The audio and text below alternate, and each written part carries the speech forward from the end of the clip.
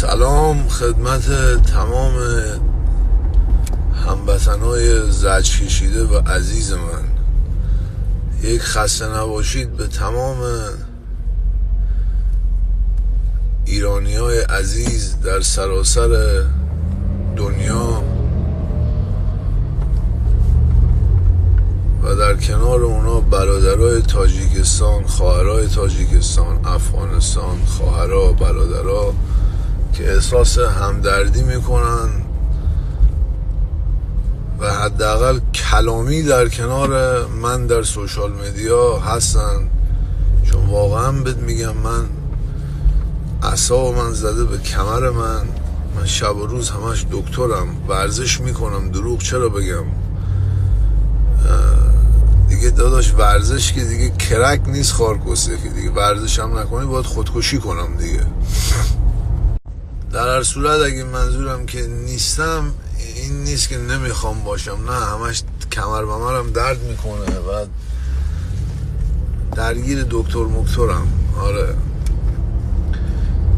دیروز مشخص شد که کد تن کیه. تمام دایرکت من، خدا شاهده، من این گوشیمو یه روز دسته، یعنی اون پوست کلفترین و اون زبرترین قلب دنیا، قلب زبر باشه، یعنی خیلی زبر بد باشه مثل اسکاچ، این گوشی رو بدم دستش دلش به رحم میاد. انقدر تشکر کردن از تو ایران، انقدر تشکر کردن از خانواده داغدار بگیر تا خانواده‌ای که بچهش ساچمه خورده، تا خود بچه‌ای که ساچمه خورده. به قرآن مجید به روح مادرم قسم. بعد دیدم بچه‌ها خیلی دوست آشناها گفتن آقا اینا رو استوریا رو بذار. گفتم من حال و حوصله این کسبازی‌ها رو ندارم، اسکرین شات بگیرم پایین رو کات کنو، بالا رو کات کنو، اسم رو کات کنو. اسم رو کات نکنی اطلاعات سپاه خارکسته 5 دقیقه دیگه میره بالا سر این بدبختا. تو به آیسان اسلامی تکست دادی، تو فلان، یک کارایی میکنن انقدر این مردم رو خورد میکنن با یه رفتارهای خیلی بد، مردم رو نابود میکنن، خار مادر روحیه همه رو میگن، آدم ها رو خورد میکنن. به خدا دروغ بهتون نمیگم.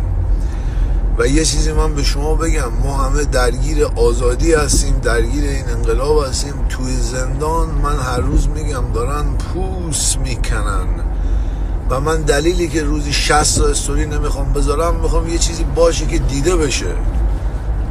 بعد من زندانی ها رو خانواده هاشون میگن نذار به من یه دفتر 150 برگ فقط من اسم دارم که خانواده هاشون منو قسم میدن از طریق واسطه این ور اون ور، آقا احسان از تو خواهش میکنم اگه میخوای کمک بکنی نذار.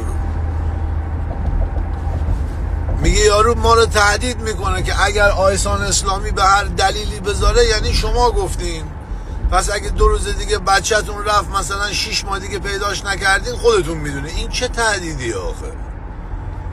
من چه میدونم، من شد یه خانواده بچهش زندانی اینجا، این چه کسکش بازیایه؟ بعد اصلا این چه مملکتی که با یه آیسان کسمشنگی که من هنوز سیکل ندارم، انقدر بی سوادم، با من چی کار داریم؟ من دارم مردم رو کمک میکنم، من چرا داریم میگاهین؟ احترام، ای خدا، خدایی کن، خدا وکیلی گاییده شدیم دیگه، نمیدونیم جواب مردم رو دیگه چی بدیم، به خدا قسم. بعد دیگه داداش ببین، ما خودمون جوانی کردیم، خودمون خلاصه این ور اون وری کردیم در حد خودمون.